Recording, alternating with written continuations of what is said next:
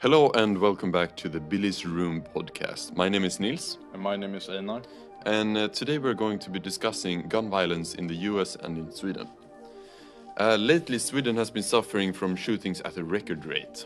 According to Reuters, the news network, 60 people were shot to death by guns in 2022 in Sweden, which is a much higher rate than previous years. Einar, why do you think this might be? Well, according to a study by the University of Uppsala, there has been a general increase in gang violence over the past decade, up towards 48%, which is, really a drastic increase. Mm-hmm. So I think a lot of the gun violence can be attributed to gang violence nature.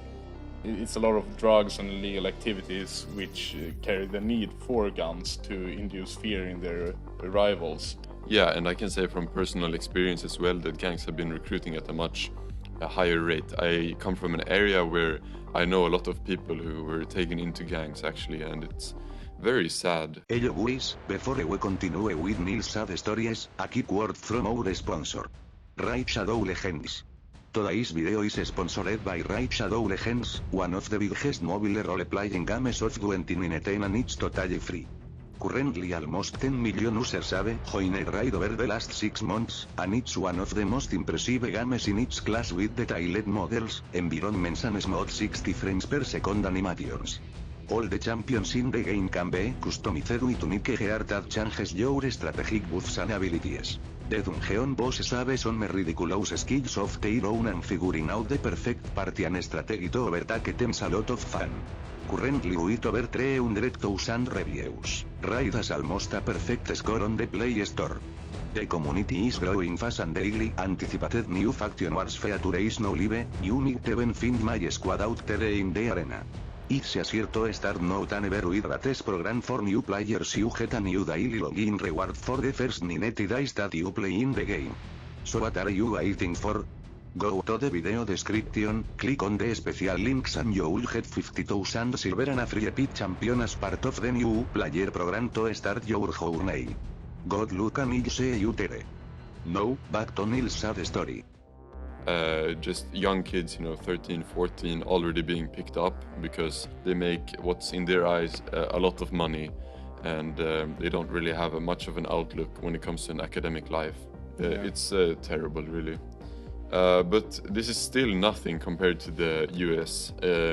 According to Pew Research, 45,200 people fell victim to gun violence and died during 2020.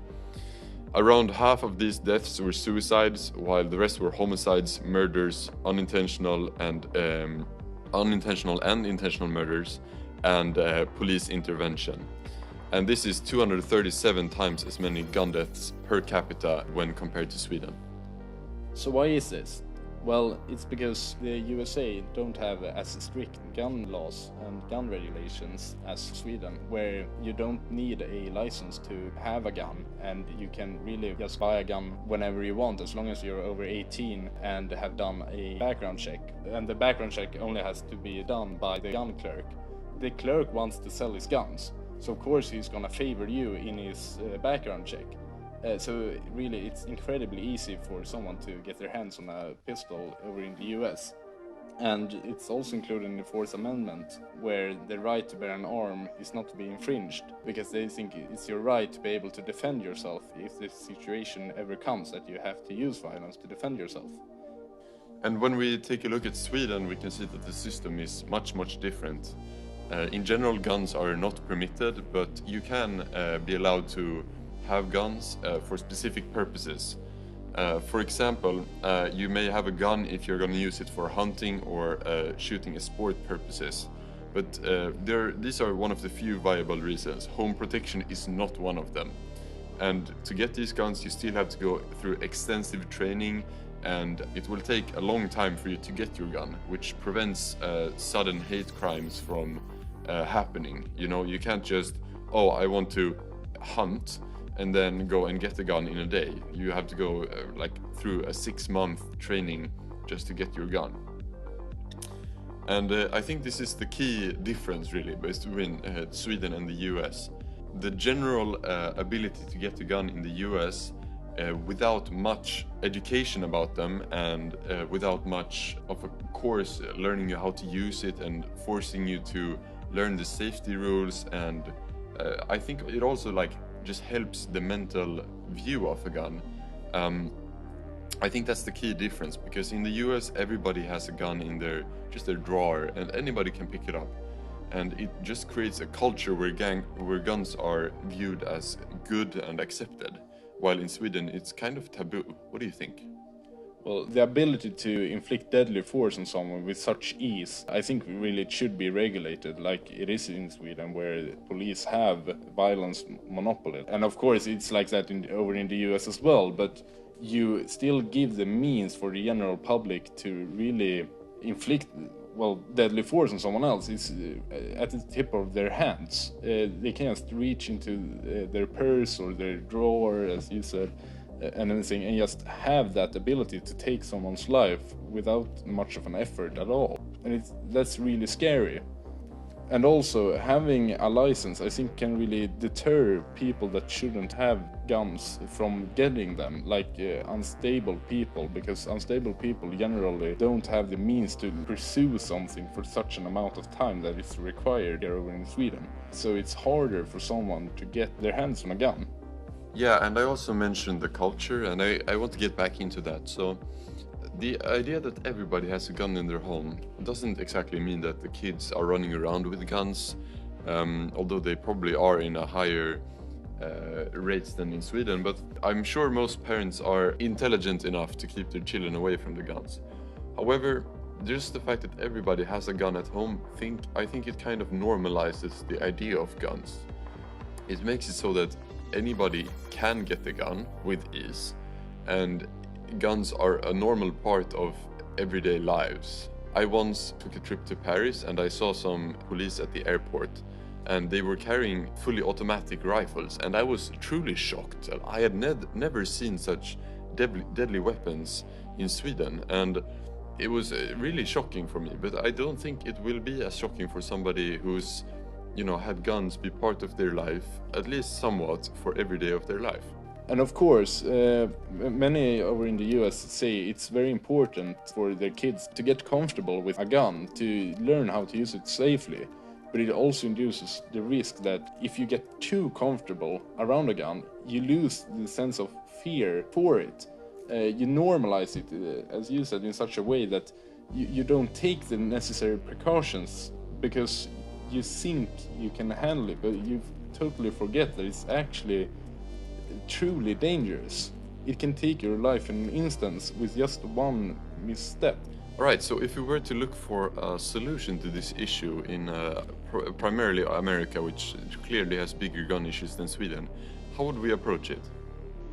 It's really quite a difficult problem to solve, because most Americans state that they need their guns for self-defense because there are so many guns in circulation. And as always, to fix a problem, the first step is always to find the root cause. And as we have established, it is that there are so many guns already in circulation to defend yourself from.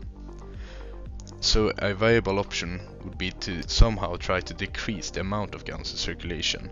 Which brings us into the next question: how would you do that? I think introducing the need to have a license in the first place and then gradually making it harder to obtain that license would be a good way to do this. Because it would gradually deter people from obtaining that license, because while it's getting harder, more people don't have the dedication needed to get that license until you eventually get to the point that Sweden is, and there aren't any guns, and there are no need for the general public to own a gun to defend themselves against guns, because there are no guns to defend themselves from. And I think that would be probably a good solution. Although Sweden's gun laws aren't a perfect solution either, since I've also had former classmates here in Sweden that also have taking part in gang violence and had guns in their possessions. But it really fades in comparison to my American friends, who they have many friends that have died in gun-related incidents, which is something I've never heard of here in Sweden, and I hope it stays that way. And therefore I think that Sweden's gun regulations are superior to America's, just from that fact alone.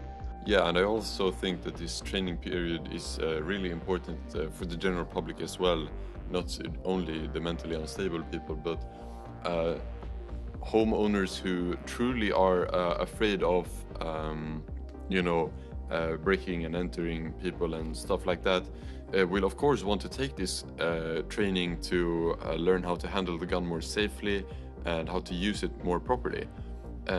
But people who perhaps only look for guns as a means of threat will probably be less likely to go through this process, and even if they do try to take it, they will probably learn something, or at least it's my belief that you learn something in this course that will help deter you from committing violent acts with a gun.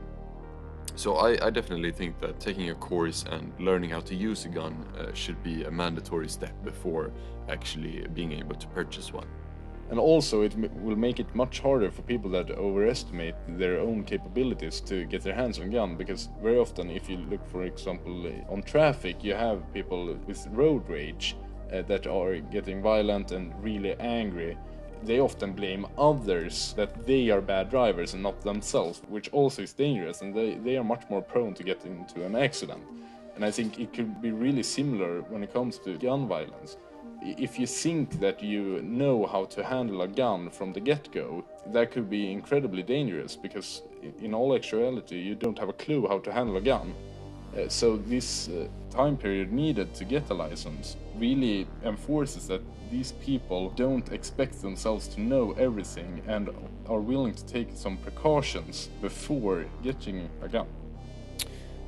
Alright, so in this episode of Billy's Room, we discussed gun violence in the US and Sweden. We concluded that introducing the laws that we have in Sweden that regulate who can actually buy a gun would be very beneficial for the United States, as it would help true home protection purposes.